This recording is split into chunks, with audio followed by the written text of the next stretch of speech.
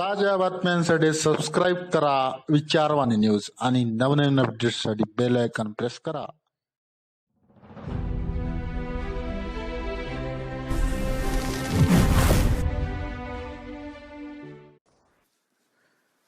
माझ्या महाराष्ट्रातील बांधवांनो, भगिनींनो आणि मातांनो, नमस्कार. जय महाराष्ट्र. बऱ्याच दिवसानंतर आपण भेटतो आहोत. जवळपास 1 महिना होऊन गेला असेल. या एका महिन्यामध्ये जे काय घडलं ते आपल्या समोर घडलेलं आहे. अनेक संकटांचं असं असतं की यायला लागले की एका मागोमाग एक येतात.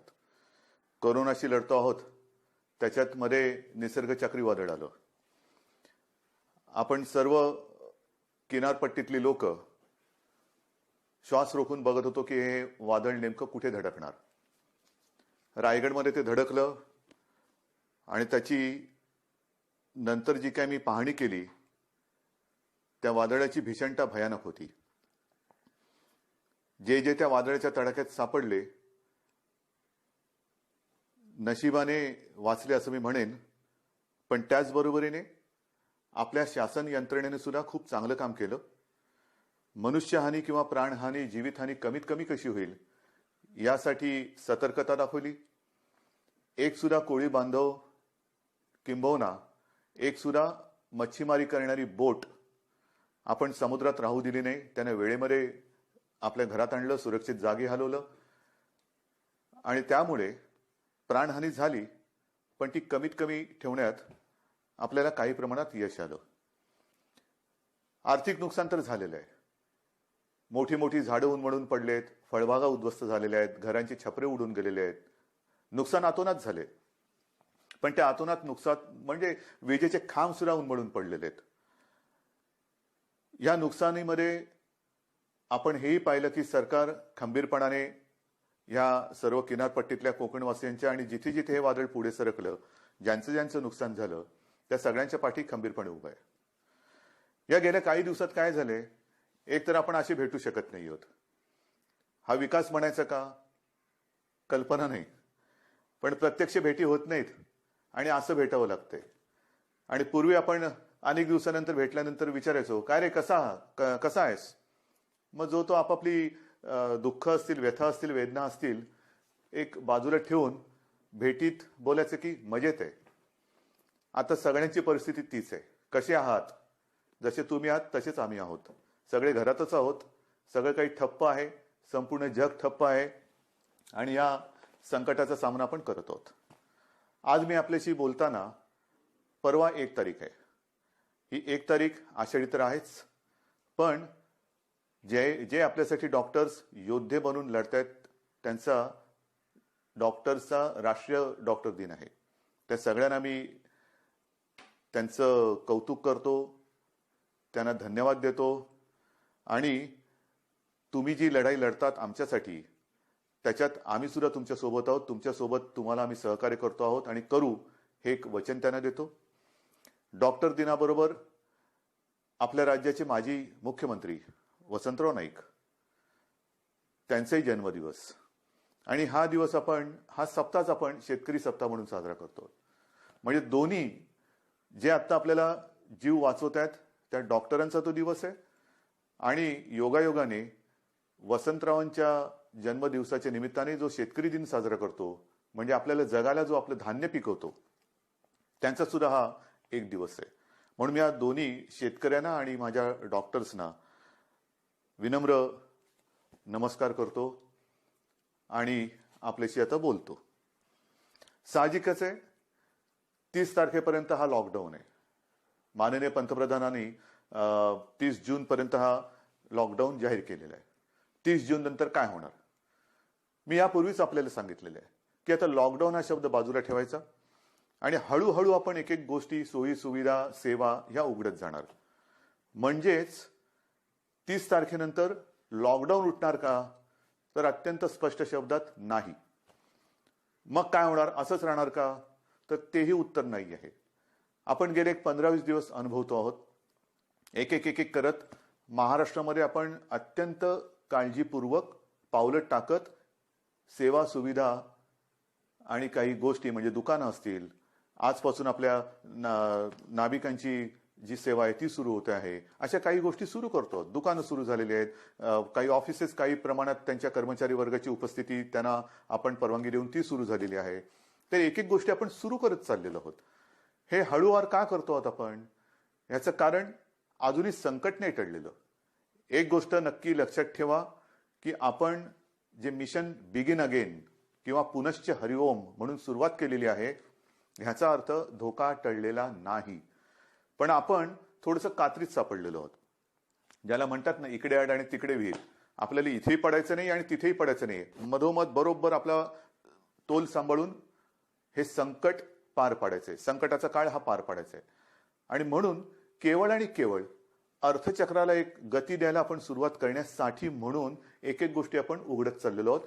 एखादी गोष्ट उघडली म्हणजे धोका टळलाय, आता आपण बिनधास्त, अजिबात नाही. कृपा करून तशा गैरसमजात, तशा भ्रमात राहू नका. कारण तसं जर का आपण वागू तर करोना आवासून बसलेलंच आहे. आपण करोनापासून वाचण्यासाठी घरात राहा म्हणून तुम्हाला मी सांगितलेलं आहे.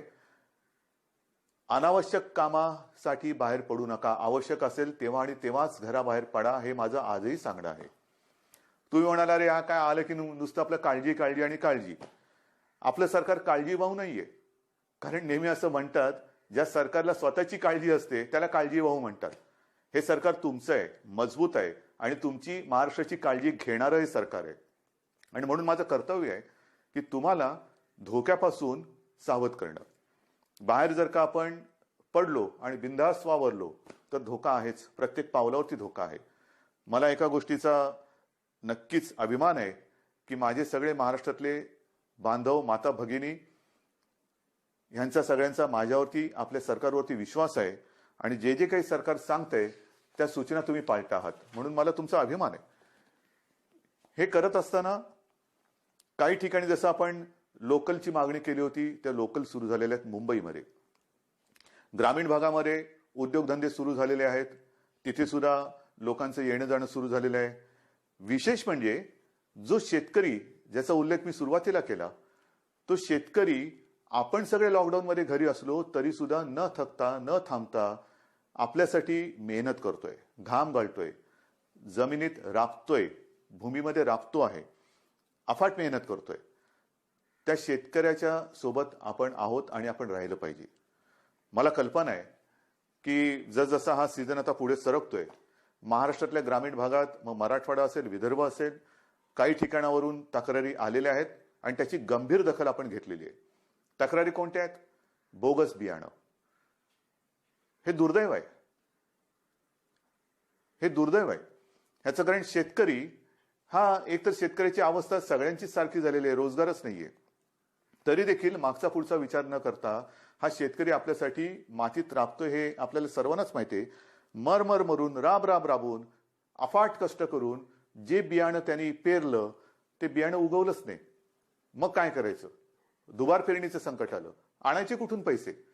एक तर असंही कर्जाचं ओझं जे आपण बऱ्याचशा प्रमाणात उतरवलेलं आहे आणि जे राहिलेलं आहे, जो शेतकरी माझा या कर्जमुक्तीच्या योजनेमधून काही कारणासाठी, म्हणजे जसं मी मागे सांगितलं तुम्हाला की 2 टप्प्यात जे आपण करणार होतो कर्जमुक्ती, त्याच्यातला काही भाग, काही लाख शेतकरी हे नेमकं तिथल्या स्थानिक निवडणुका आल्या, आचारसंहिता सुरू झाली म्हणून ही कर्जमुक्ती तिथली थांबली. त्याच्यानंतर करोनाचं संकट आलं म्हणून ही कर्जमुक्ती थांबली. पण आता आपण ठरवलेलं आहे की लवकरात लवकर हा उरलेला सुद्धा शेतकरी आहे त्याला देखील कर्जमुक्त करायचं. मग हे असं सगळं करून पैसा जमवून तो आपल्यासाठी बियाणं विकत घेतो, पेरतो आणि राबतो आणि बियाणंच उगवलं नाही. पण मी माझ्या शेतकरी दादांना सांगू इच्छितो की तुम्ही काळजी करू नका. हे सरकार तुमचं आहे.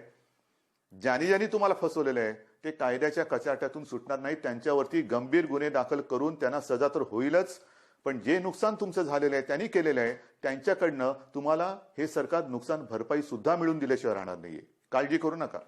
हे सरकार म्हणजे असं बेवारसेचा कारभार नाहीये, कोणी यावं आणि माझ्या महाराष्ट्रातल्या जनतेला फसवून जावं. अजिबात नाही चालणार. ज्यांनी शेतकऱ्यांना फसवलेलं आहे त्यांना शिक्षाही होणार, त्यांना शिक्षाही करणार. आणि म्हणून मला असं वाटतं की एक संधपणा जो आपल्यामध्ये आहे तो फार महत्वाचा आहे. मला विशेष धन्यवाद आणखीन सर्व धर्मियांना द्यायचे आहेत. सर्व धर्मीय, मग त्याच्यामध्ये माझे हिंदू आलेच, मुस्लिमही आले, ख्रिश्चनही आले, शीख पंथी आले, सगळेच आले. ह्याचं कारण मी मागे आपल्याशी बोललो होतो. साधारणतः शिमगा म्हणजे होळी झाली, शिमगा झाला आणि कोरोनाची बोंबाबोंब सुरू झाली, ती अजूनही कायम आहे.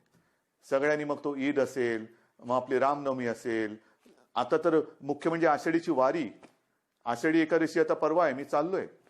पण सगळ्यांनी आपल्याला एक सामाजिक भान ठेवून हे उत्सव अत्यंत शिस्तबद्ध पद्धतीने जसं सरकार सांगतंय तशा पद्धतीने ते आता साजरा हा शब्द विचित्र आहे, पण घरातल्या घरात का होईना साजरा करतात. सगळ्यांनाच धन्यवाद दिले पाहिजेत. आपल्या परंपरा आहेत. आषाढी एकादशीची परंपरा, वारीची परंपरा ही किमान 700-800 वर्षापूर्वीपासूनची आहे.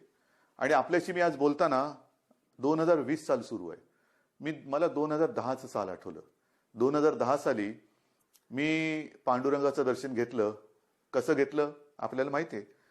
मी हा संपूर्ण वारीचा पाठपुरावा केला, पण मी वारीत प्रत्यक्ष सहभागी न होता हेलिकॉप्टरमधून सहभागी झालो आणि एरियल फोटोग्राफी केली. त्याचं पुस्तक सुद्धा मी आपल्या चरणी तुम्हाला मी सगळ्यांना अर्पण केलेलं आहे. पाहावा विठ्ठल. मी विठ्ठल पाहिला, नक्की पाहिला. मंदिरात जाऊन नाही पाहिला कारण मी हेलिकॉप्टरमध्ये होतो, पण अथांग पसरलेल्या त्या वारकऱ्यांमध्ये मला ते विठ्ठलाचं विश्वरूप दिसलं. माझ्यासारखा भाग्यवान मीच असेन. विश्वरूप ज्याला म्हणतात, ते विश्वरूप काय असतं ते विश्वरूप मी त्या वारकऱ्यांच्या रूपात पाहिलं. देहभान हरकून हे वारकरी विठू नामाचा गजर करत चालत असतात. अक्षरशः देहभान हरकलेले असतात. म्हणजे कशाचं काही त्यांना सगळं जग आजूबाजूला आहे नाहीये, नाही बस विठू माऊली विठू माऊली विठू नामाचा गजर करत ते चालत असतात. ही गेल्या अनेक वर्षाची परंपरा. अनेक ठिकाणावरनं संत महात्म्यांच्या पालख्या तिकडे येतात आणि मग ते रिंगणं होतात. मध्ये मग ते इंदापूरचं रिंगण असेल, वाखरीचं रिंगण असेल, ते घोडे धावतात. हे सगळं अप्रूप हे केवळ आपल्या देशातच होऊ शकतं. पण त्या सगळ्या वारकऱ्यांनी सुद्धा संयम दाखवला. जे सरकार म्हणेल ते.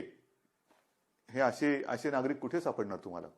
आणि त्या वारकऱ्यांना सांगतोय की नाईलाज म्हणून आपल्याला यावेळेला तो सगळा वारीचा सोहळा हा आटोपशीर करावा लागला.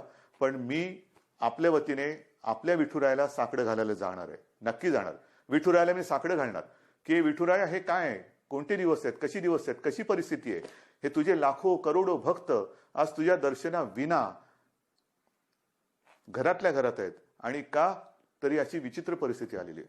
तुझे चमत्कार आम्ही अनेक ऐकलेत.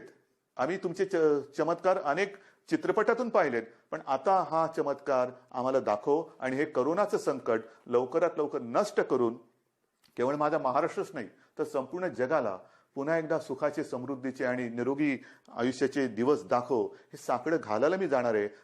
वारकऱ्यानो, आशीर्वाद, तुमचे आशीर्वाद माझ्या पाठी असू द्या की ते आशीर्वाद घेऊन मी विठुरायाचे आशीर्वाद घ्यायला जाईल. आणि मला खात्री आहे तुम्ही जर मागे उभे राहिलात ना तर आपली विठू माऊली सुद्धा त्या माझ्या साकड्याला यश दिल्याशिवाय राहणार नाही. तुमचे आशीर्वाद मी आज मागतोय. मी आषाढी एकादशीला तुमच्या सगळ्यांचा प्रतिनिधी, मुख्यमंत्री म्हणून नाही, तो मान बहुमान वेगळा, पण मी तुमचा प्रतिनिधी म्हणून मी जातो आहे. जेव्हा तिथे मी पोहोचेन तेव्हा मी तुमचा प्रतिनिधी, वारकरी म्हणून मी तिथे पोहोचणार आहे. म्हणून मला तुमचे आशीर्वाद पाहिजेत. आषाढीची ही उद्याची आषाढी, परवाची आषाढी एकादशी येते. त्याच्यानंतर दहीहंडी येते. दहीहंडीच्या मंडळानं सुद्धा मला खास धन्यवाद द्यायचे. कोणीही माझ्याशी बोलायला आलं नाही, कोणी कोणाशी चर्चा केली नाही, पण एक सामाजिक भान ठेवून त्यांनी स्वतःहून दहीहंडीचा उत्सव हा रद्द केला. ह्यालाच म्हणतात एक सामाजिक जाणीव, सामाजिक भान. शेवटी उत्सव म्हणजे काय, कोणासाठी उत्सव, आनंदासाठी असेल. पण जर हे संकट चहूबाजूनी आपल्याला वेढून टाकत असेल तरी देखील आम्ही उत्सव साजरे करतोय, हे असा आंधळेपणा नाही उपयोगाचा. मग दहीहंडी झाल्यानंतर मी काल परवाकडेच गणपती उत्सवाबद्दल एक आपल्याला विनंती केलेली आहे. Subscribe now and press the bell icon. Never miss an update. मग गणपती बाप्पा येणार, मग नवरात्री येणार, मग दिवाळी येणार, त्याच्यामध्ये ईद येणार, मग आपल्या मुंबईमध्ये माउंट मेरीची यात्रा येणार. हे सगळे सणवार, हे सगळ्या धर्मियांचे हे आता येणार, हे येणार. पण त्याच्यामध्ये जर का आपण आपलं सामाजिक भान पाळलं नाही तर ज्या संकटाशी आपण लढतो आहोत त्या संकटाला आपण आपला दरवाजा उघडा करून देतो आहोत. म्हणून मी गणपती उत्सवात सगळ्यांना विनंती केलेली आहे. एक तर सर्व मंडळांची मी बैठक घेतली आणि त्यांना सुद्धा मला खास धन्यवाद द्यायचे की सर्व मंडळांनी एक सुरामध्ये सांगितलं की उद्धवजी, सरकार घेईल तो निर्णय आम्हाला मान्य आहे. तुम्हाला सुद्धा मी मनापासून नमस्कार करतोय आणि गणरायाला सुद्धा हेच जे विठुरायाच्या चरणी मी प्रार्थना करतोय, आपण जो निर्णय घेतलाय की यावेळेला एक सामाजिक भान ठेवून हा उत्सव साजरा करूया. मी सर्वांना विनंती केलेली आहे की जिथे जिथे सार्वजनिक गणेशोत्सव होतात, मुंबई, पुणे, सर्वत्र सर्वत्र राज्यभर होतात. मग काय काय मूर्त्या 15-15, 20-20 फूट असतात, 22 फूट, 23 फूट. नाही, आता ही परिस्थिती तशी नाहीये.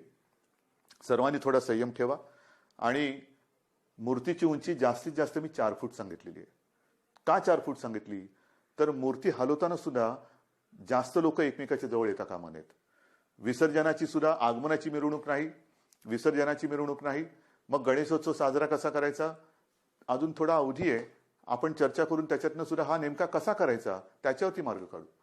कारण आपण परंपरा जपणारी माणसं आहोत. ज्या लोकमान्यांनी त्या काळात, स्वातंत्र्यपूर्व काळामध्ये घरातला गणपती त्यांनी बाहेर आणला, कारण स्वराज्य, त्याच्यासाठी लोक एकत्र आली पाहिजेत. म्हणजे त्यांनी सणांची चळवळ केली. आपण चळवळीचा वारसा घेऊन पुढे जायचं आहे. त्या चळवळीमध्ये सगळी लोक एकत्र आली, एकोपा वाढला. आता सुद्धा तो एकोपा कायम आहे. मग हा एकोपा चळवळीसाठी पुढे न्यायचा असेल तर आपण आपला महाराष्ट्र विघ्नहर्त्याचं आगमन होतंय, मग त्याचे आशीर्वाद घेऊन त्याच्या साक्षीने विघ्नमुक्त करू शकतो का, कोरोनामुक्त करू शकतो का, हे आपल्याला बघायला पाहिजे. आणि करू शकतो. जर का आपण ठरवलं तर आपण नक्की करू शकतो. आरोग्यविषयक जर का आपण शिबिरे घ्यायचं ठरवलं, मध्ये मी जसं आपल्याला सांगितलं की रक्ताचा तुटवडा आल्यानंतर रक्त पुरवठा किंवा रक्ताचा साठा कमी होता, तेव्हा मी 2 वेळा आवाहन केलं की रक्तदान करा. मी आवाहन करण्याचा अवकाश, चहूबाजूने रक्तदाते पुढे आले आणि ती जी काही आपली टंचाई होती ती दूर झाली. रक्तदान करा म्हटलं तर रक्तदान केलं. कारण आपण गणपतीचे अंधभक्त नाहीत तर जागरूक भक्त आहोत. आणि त्याच्यासाठी मला असं वाटतं की आरोग्यविषयक काय खबरदारी घेता येईल, काय जागरूकता आणता येईल, काय करता येईल, या सगळ्या गोष्टी आपण हळूवार सांगत जाऊ. तूर्त मी आपल्याला मूर्तीची एक कल्पना दिलेली आहे. रक्तदानाबद्दल मी जेव्हा बोललो तेव्हा आणखीन एका विषयाबद्दल मला आपल्याशी बोलायला पाहिजे. आणि तो विषय आहे रक्तदानाशी निगडीत, तो म्हणजे प्लाझ्मा थेरपी. आपल्याला कल्पना आहे की साधारणतः मार्च पासून हे कोरोनाचं संकट आपल्यासमोर आल्यानंतर त्या संकटाची आपण जे हातात शस्त्र मिळेल ते शस्त्र घेऊन लढतो आहोत. मग लॉकडाऊन असेल, लॉकडाऊन, ट्रॅकिंग ट्रेसिंग असेल, तेही करतो आहोत. चाचण्या वाढवतो आहोत. चाचण्या वाढवल्यानंतर उपचार पद्धती. आणि मी नक्की सांगेन, अभिमानाने सांगेन की आपला महाराष्ट्र, आपली मुंबई, जे आपले डॉक्टर्स आहेत, जो आपला टास्क फोर्स आहे, उपचाराच्या बाबतीमध्ये जगाच्या बरोबरीने आपण चाललेलो आहोत. कुठेही एक सूतभर सुद्धा जगाच्या पाठी आपण नाही. चहूबाजूला आपली नजर आहे. कोणत्या देशात काय चाललंय, या देशात काय चाललंय, कोणते उपचार होत आहेत, कोणते औषधे होत आहेत. म्हणजे गेल्या आठवड्यामध्ये सहज मी बसलो असताना मला मेसेज आले. BBC मध्ये एक बातमी होती, ब्रेक थ्रू डेक्सामेथाझॉन हे नवीन औषध सापडलं. मी टास्क फोर्सच्या डॉक्टरना फोन केला. ते म्हणाले, उद्धवजी हे औषध आपण गेले 2 महिने आवश्यकतेनुसार वापरतोच आहोत. म्हणजे आपण हे औषध वापरतोच आहोत. मग प्लाझ्मा थेरपी सुद्धा आपण साधारणतः मार्च एप्रिल पासून सुरू केलेली आहे. पण आज मला अभिमानाने एक गोष्ट सांगायची वाटते की सुरुवातीला आपल्याकडे 1-2 ठिकाणीच प्लाझ्मा थेरपी आपण वापरत होतो.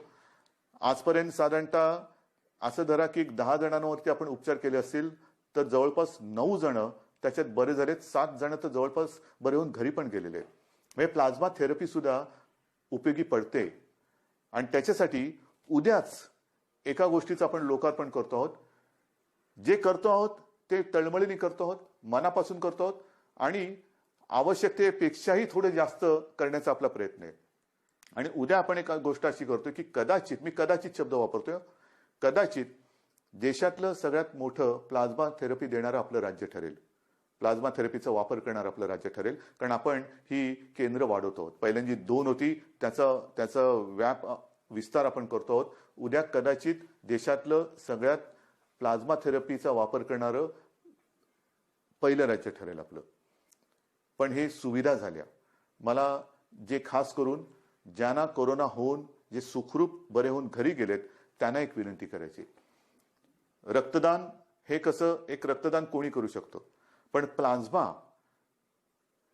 प्लाझ्मा कोणाचा वापरू शकतो? रक्तगटाप्रमाणे तर तो वापरावा लागतोच, पण ज्यांना कोरोना होऊन जे बरे झालेत आणि ज्यांच्या शरीरात ती अँटीबॉडी तयार झालेली आहे, अशांचं रक्त घेऊन त्यातनं प्लाझ्मा घेऊन त्या रक्तगटाच्या रुग्णाला जर तो प्लाझ्मा आवश्यकतेनुसार वापरला तर बऱ्याच रुग्णांचा प्राण आपण वाचवू शकता. आणि म्हणून खास करून मला जे रुग्ण बरे होऊन घरी गेलेले आहेत त्यांना विनंती करतो आहे की कृपा करून आपण पुढे या.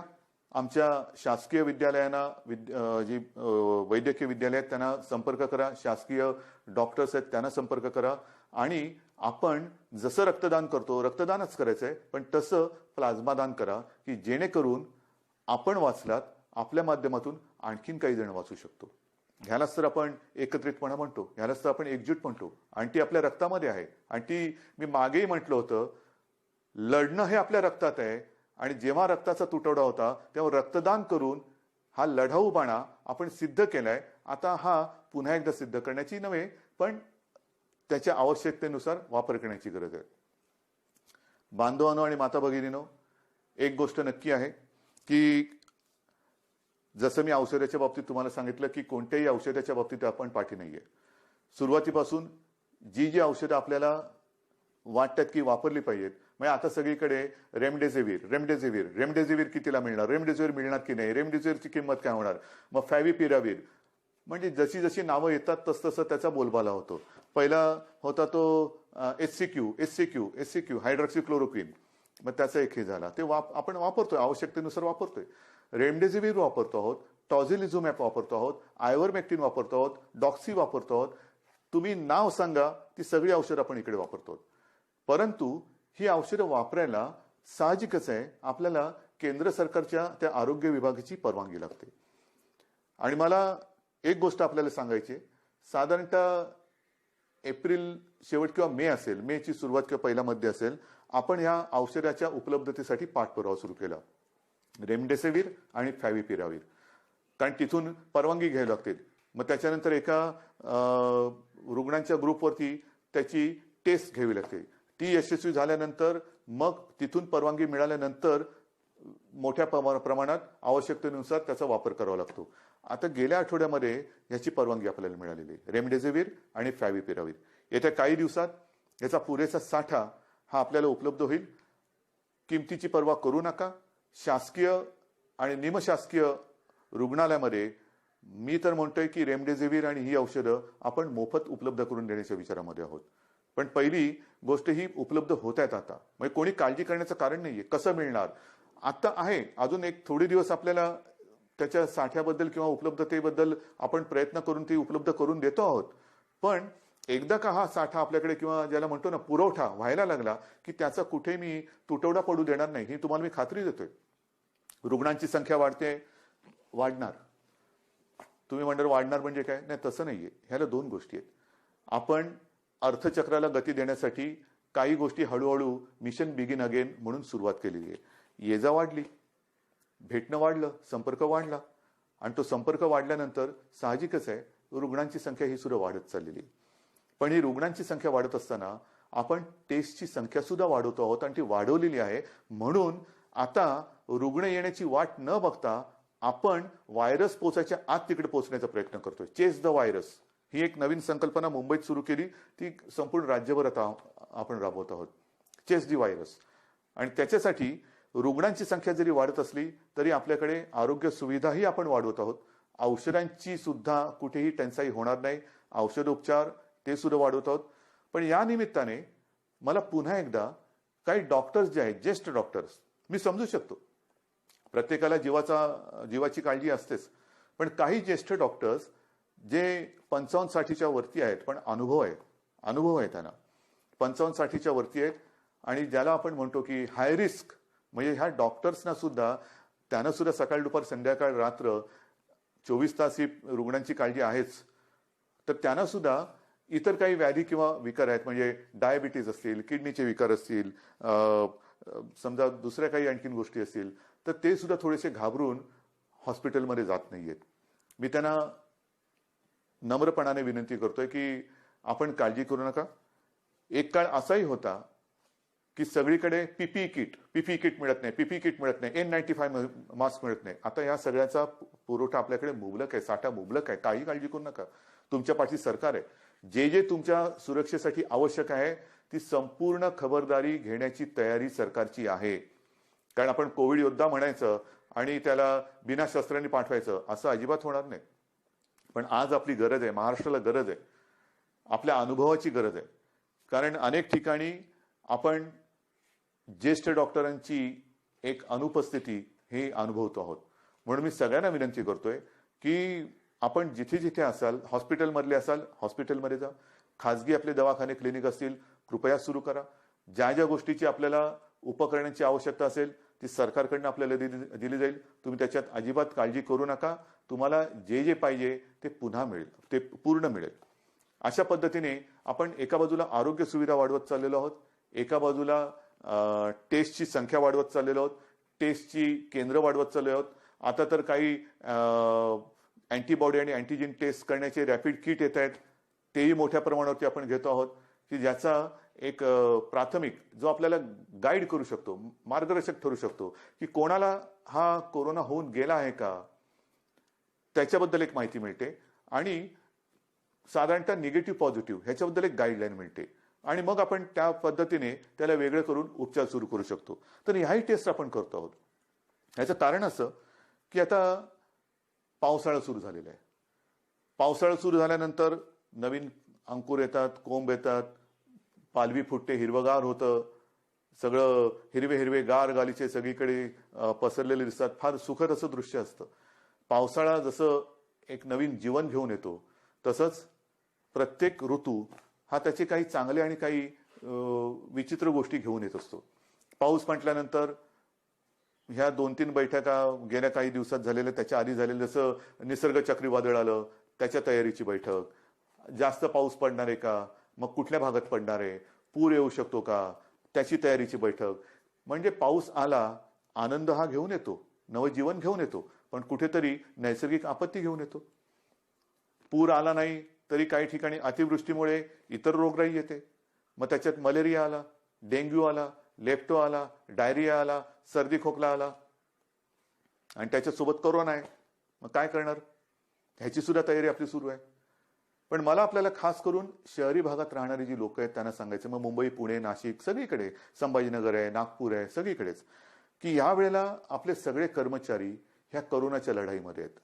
अफाट मेहनत करतात, साफसफाई करतात, नाले सफाई होते, सगळं साफसफाई होते. पण आता थोडी स्वतःची काळजी, मी 1-2 वर्षापूर्वी सुद्धा, किंवा मला असं वाटतं तेही त्याला 7-8 वर्ष झाली असतील, विशेषतः तेव्हा मुंबई पुरतं मी बघत होतो. आता तर माझा महाराष्ट्र, तुम्ही सगळे माझे सोबती आहात, मला संपूर्ण महाराष्ट्र बघायचं आहे. सांगण्याची गोष्ट काय की हे जे दिवस असतात ते मलेरिया आणि डेंग्यूचे असतात. आणि हा डेंग्यू असा विचित्र आहे की एक कोका कोलाच्या बाटलीचं बुच असं उपडं पडलेलं असेल आणि त्याच्यात तेवढं बुचभर जरी पाणी असलं तरी त्याच्यात सुद्धा डेंग्यूच्या आळ्या होऊ शकतात. अंड कुठे अर्धवट पडलेलं, फुटून पडलेलं आहे, टायर पडलेले असतात, हे फार धोकादायक. त्याच्यानंतर प्लास्टिकचं कव्हर असतं, त्याच्यात ते थोडेसे असे खळगे तयार होतात, त्याच्यात पाणी साठतं. नारळाच्या त्या काय त्याला म्हणतात, कवट्या, त्याच्यात पाणी साठतं. झाडांच्या फांद्या तुटून ढोल्या तयार झाल्या असतात, त्याच्यात पाणी साठतं आणि त्याच्यात सुद्धा डेंग्यू होऊ शकतं. तर आपल्याला आपला परिसर स्वच्छ ठेवायचा आहे. कुठेही पाणी साठू देऊ नका. एअर कंडिशनच्या खाली, त्याच्यानंतर फ्लॉवर पॉटमध्ये, अनेक घरामध्ये फेंगशुई त्याच्यासाठी जे काही झाडं लावली जातात त्याच्यामध्ये पाणी असतं, त्याच्यात डेंग्यूच्या आळ्या होऊ शकतात. तर ह्या सगळ्या गोष्टींपासून आता आपल्याला खबरदारी घ्यायला पाहिजे. कारण एका मागोमाग एक संकटाची मालिका ही आपल्याला आता तोडायलाच पाहिजे. मी तुम्हाला ह्या सगळ्या काळज्या घ्यायला सांगतोय कारण एक आपुलकीने सांगतोय, प्रेमाने सांगतोय की काय करावं, काय करू नये. आज सुद्धा मी जेव्हा बघतोय की अनेक ठिकाणी, मुंबईत असो, शहरात असो, पुण्यात असो, ग्रामीण भागात असो, काही ठिकाणी अरे आता झालं सगळं. नाही, झालेलं काही नाहीये. भाजीवाले बसलेत, तिकडे सुद्धा गर्दी होते, तोंडावरती मास्क नाही, हात कुठेही लावतायत, चेहऱ्याला हात लागतायत. आपणहून कोविडला बळी पडू नका. ह्या ज्या प्राथमिक ज्या काही गोष्टी आहेत ना, ह्या जर का आपण पाळल्या, म्हणजे बाहेर फिरताना तोंडावरती मास्क लावणं, एकमेकांपासून अंतर ठेवणं. मी सुरुवातीला सांगितलं होतं की मॉर्निंग वॉकला आपण परवानगी दिलेली आहे, सकाळचा व्यायाम करायला परवानगी दिलेली आहे. तो आरोग्यासाठी दिलेली आहे, आरोग्य सुदृढ व्हावं म्हणून दिलेले आहे.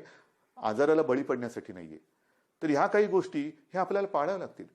जशा काही काही गोष्टी आपण ओपन करत चाललेलो आहेत तशा ह्या केसेस वाढतायत आणि काही ठिकाणावरून माझ्याकडे विचारणा होते की आम्हाला ह्या भागामध्ये पुन्हा लॉकडाऊन करण्याची परवानगी द्या. लॉकडाऊन करायचं का? मी आपल्याला प्रश्न विचारतोय. करायचं लॉकडाऊन? कारण हे तुम्ही ठरवायचे. जर गरज नसताना बाहेर पडलात आणि गर्दी केली आणि केसेस वाढायला लागल्या तर पुन्हा येणे माझ्या मागल्या. मग एक एक गोष्टी आपण पुढे पाऊल टाकताना पुन्हा मागे नाही यायचं आता. म्हणून लॉकडाऊन करायचं की नाही ह्याचा निर्णय आता मी तुमच्यावर सोपवतोय. जर मला असं वाटलं की गर्दी वाढते, केसेस वाढतायत, तर मी प्रशासनाला सांगितलेलं आहे की अशा ठिकाणी जर का आवश्यकता वाटली, शक्यतो नको पण आवश्यकता वाटली तर मग पहिल्यासारखा लॉकडाऊन करण्याची गरज तिकडे पडू शकते. कारण कोरोना हा व्हायरस वस्त्या एक एक वस्ती, जसं काही ठिकाणी तो शिखरावरती पोचला, खाली आला, पण वस्ती बदलली. काही ठिकाणी जिकडे अजून प्रादुर्भाव नाहीये तिकडे सुद्धा गाफील राहून नाही चालणार. तर ह्या अशा काही काळज्या घेऊन आपल्याला ह्या पुढच्या काळाची वाटचाल करायची.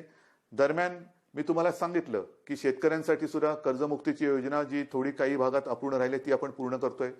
बोगस बी बियाण्यामुळे फसले गेलेले शेतकरी त्यांच्या पाठीशी आपण उभे राहतो. आता 30 जूनला प्रधानमंत्री गरीब कल्याण योजना ह्याच्यामध्ये खास करून जे भगवं रेशन कार्ड ह्यांना अन्नधान्य देण्याची जी योजना आहे तिची मुदत संपते. बिना रेशन कार्ड म्हणजे ज्यांच्याकडे रेशन कार्ड नाही त्यांना अन्नधान्य देण्याची योजना संपते. मी गेल्या 8-10-15 दिवसापूर्वी जेव्हा प्रधानमंत्र्यांची व्हिडिओ कॉन्फरन्स होती तेव्हा स्वतः ही मागणी केलेली आहे की 30 तारखेला ही मुदत संपते, धान्य देण्याची मुदत संपते. कृपा करून आणखीन 3 महिन्यासाठी आम्हाला वाढवून द्या. कारण अजूनही हे संकट गेलेलं नाही, उलट केसेस वाढत आहेत. त्याच्यामुळे ही भगवं रेशन कार्ड असेल किंवा ज्यांच्याकडे रेशन कार्ड नाही यांना धान्य देण्याची जी काही योजना आहे प्रधानमंत्री गरीब कल्याण योजना ती आणखीन आम्हाला 3 महिने वाढवून द्या हे मी पंतप्रधानांकडे सांगितलेलं आहे. मला खात्री आहे की त्यांना सुद्धा व्यवस्थित सगळ्याची कल्पना आहे आणि ही कल्पना असल्यानंतर लवकरात लवकर आपल्याला त्याच्याबद्दल परवानगी मिळेल ही मला खात्री आहे. हे सगळं झालं चित्र हे आरोग्यविषयक. अर्थचक्राच्या बाबतीमध्ये आपण खचून गेलेलो नाही आहोत. मला एका गोष्टीचा अजून एक अभिमान आहे, नक्कीच आहे, की गेल्या 15 दिवसात महाराष्ट्राने जवळपास 16,000 कोटींचे सामंजस्य करार काही विदेशी कंपन्यांसोबत केलेले आहेत. 16,000 कोटी ही एक फार आपली जमेची बाजू आहे. म्हणजे या संकटामध्ये सुद्धा आपला महाराष्ट्र हा विविध गुंतवणूकदारांना आणि उद्योजकांना आपला वाटतोय हे फार महत्वाचं आहे. येत आहेत या गुंतवणूकदारांना कुठे आपण दरवाजे बंद ठेवलेले नाहीयेत. या माझ्या महाराष्ट्रात या, माझ्या विदर्भात या, माझ्या मराठवाड्यात या, माझ्या कोकणात या, माझ्या उत्तर महाराष्ट्रात या, पश्चिम महाराष्ट्रामध्ये या, जिथे तुम्ही म्हणाल तिथे तुम्ही या. जे जे काय तुम्ही कराल तुम्ही जरूर करा. तुमच्यासाठी आमच्या महाराष्ट्राची, देशाची आणि महाराष्ट्राची दारं उघडी आहेत. आल्यानंतर साहजिकच आहे अर्थचक्राला गती मिळाली पाहिजे. माझ्या स्थानिक भूमिपुत्रांना नोकऱ्या मिळाल्या पाहिजेत, रोजगार मिळाला पाहिजे. या सगळ्या गोष्टींसाठी आपण नुसतं कोरोना एके कोरोना करत नाही बसलेलो आहोत. इतर सुद्धा काही ज्या गोष्टी आहेत, ज्या उद्योगधंद्याच्या बाबतीत असतील, विकास कामाच्या बाबतीत असतील, याही गोष्टी, याही आघाड्यांवरती आपण ती ऑफिसेस लॉकडाऊनमध्ये ठेवलेली नाहीत. आपला संपर्क सुरू आहे. सगळ्यांना आपण संपर्क करतो आहोत, त्यांच्या आवश्यकता समजून घेतो आहोत. आपण त्यांना काय देऊ शकतो त्याच्यावरती विचार करतो आहोत. काही अटी तटी शर्ती मी आल्यानंतर असं काही जणांना होतं, नको तो बाबा महाराष्ट्र, आम्ही चाललो परत. तसं नाहीये. तुम्ही सांगा काय काय आम्ही करू शकतो, हे आम्ही करू शकतो, ते तुम्हाला मान्य असेल जरूर या. एकदा आलात की तुम्हाला कुठेही आडकाठी केली जाणार नाही. या पद्धतीने आपण जातो आहोत. मग ते पर्यटनाच्या बाबतीत असेल, उद्योगधंद्याच्या बाबतीत असेल, चहूबाजूनी आपण आपले प्रयत्न सुरू आहेत. याचं कारण असं की आपल्याला सर्वांना कल्पना आहे की आपलं अर्थसंकल्पीय अधिवेशन सुरू होतं. अर्थसंकल्प मांडला काय, नवीन स्वप्न घेऊन आम्ही तुमच्यासमोर आलो काय आणि अचानक हे संकट आल्यानंतर तेही अधिवेशन आपल्याला आवर्त घ्यावं लागलं. ही अशी सगळी परिस्थिती आहे. ह्या परिस्थितीचा मुकाबला करतो आहे. शिक्षणाच्या बाबतीत सुद्धा निर्णय तुम्हाला मी सांगितलेला आहे. तर सगळ्यांचीच काळजी घेतोय. शाळा सुरू होणार का, तर माझं म्हणणं आहे शाळा सुरू होणार का पेक्षा शिक्षण कसं सुरू होणार त्याच्यावरती आपण लक्ष देतो. मग ते शालेय शिक्षण असेल, महाविद्यालयीन शिक्षण असेल, सगळ्याच बाबतीत आहोत. तर असं एक एक एक एक गोष्टी आपण करत चाललेलो आहोत. मला खात्री आहे जसं जे सहकार्य तुम्ही आजपर्यंत मला केलं, सरकारला केलं, तसंच याही पुढे कराल. जे जे काय आपण करू ते मी तुम्हाला आधीच सांगितलेलं आहे की तुम्हाला न सांगता मी काही करणार नाही. लॉकडाऊन हा शब्द जरी मी वापरत नसलो तरी याचा अर्थ आपण परवापासून सगळं काही उघडतो आहोत असा गैरसमज करून घेऊ नका. आज देखील आपल्याला उलट आज जास्त शिस्तीची गरज आहे. कारणाशिवाय बाहेर पडू नका. कारण आपण असं म्हणतो की ज्येष्ठ नागरिक म्हणजे घरातले आई वडील कोणी ज्येष्ठ सगळे आपले कुटुंबीय त्यांची काळजी घ्या, मुलांची काळजी घ्या आणि तरुणांनो बाहेर पडा. ह्याचा परिणाम असा होतोय की तरुण सुद्धा आता संक्रमित व्हायला लागलेले आहेत.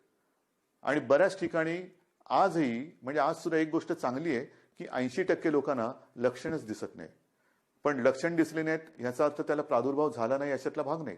मग तो लक्षणं न दिसणारा तरुण घरात इतरांना त्याचा संपर्क झाला तर तो एक प्रादुर्भाव होऊ शकतो. म्हणून ह्या सगळ्या गोष्टी आपल्याला खूप काळजीपूर्वक करायच्या आहेत. बाहेर पडलात तोंडावरती मास्क पाहिजे, हात सतत धुत राहिलं पाहिजे, सॅनिटायझर वापरायला पाहिजे, साबणाने हात धुवायला पाहिजे. ह्या सगळ्या गोष्टी ह्या अजूनही आपल्याला काही काळ पाळाव्याच लागतील. कारण ह्या केवळ आणि केवळ आपल्या म्हणजे तुमच्या भल्यासाठी आणि आपल्या कुटुंबियांसाठी. आणि दुसरी गोष्ट अशी की मगाशी मी जे डॉक्टर्सना विनंती केली ती एवढ्यासाठी की ज्येष्ठ डॉक्टर्सना मी विनंती केली की आपण स्वतः जाणीवपूर्वक जातीने लक्ष द्या. कारण ही साथ विचित्र आहे. कारण तो रुग्ण त्याचे कुटुंबीय तुमच्या ताब्यात देत असतात. ते कुटुंबीय त्याला भेटू शकत नाहीत. पण केवळ आणि केवळ तुमच्या भरोश्यावरती घरातली प्रिय व्यक्ती ही तुमच्या ताब्यात ते सोपवत असतात. तर त्यांच्याकडे आपण आपुलकीने प्रेमाने लक्ष द्या. आपण कुटुंबीय आपल्या कुटुंबातला म्हणून त्यांच्याकडे बघा. एक ही जर का आपली जवळीक साधली गेली ना तर माझं मत आहे की करोना वगैरे असंच निघून जाईल. तर हा जो काही दुरावा थोडा राहिला असेल भीतीपोटी ती भीती तुम्ही सरकारवरती सोपवा. तुम्हाला काय उपकरणं पाहिजे ती सांगा, सरकार तुम्हाला देईन. पण आता ह्या अंतिम टप्प्यात आपल्याला हे युद्ध अर्धवट सोडून चालणार नाही. इथपर्यंत आपण लढत आलेलो आहोत. आता जर का आपण गाफील राहिलो तर मग पुढे आपण जाऊ शकत नाही. अजूनही संकट टळलेलं नाही, धोका टळलेला नाही. पण हा धोका पत्करून जे जे करता येणं शक्य असेल त्या गोष्टी आपण हळुवारपणाने उघडत चाललेलो आहोत. लॉकडाऊन पुन्हा करण्याची वेळ येऊ नये आणि त्याच्यासाठी आपलं सहकार्य जसं आजपर्यंत सरकारला मिळालं तसंच ते यापुढे सुद्धा मिळेल अशीच अपेक्षा आणि विश्वास व्यक्त करून मी आपली रजा घेतो. जय हिंद, जय Maharashtra. Subscribe now and press the bell icon. Never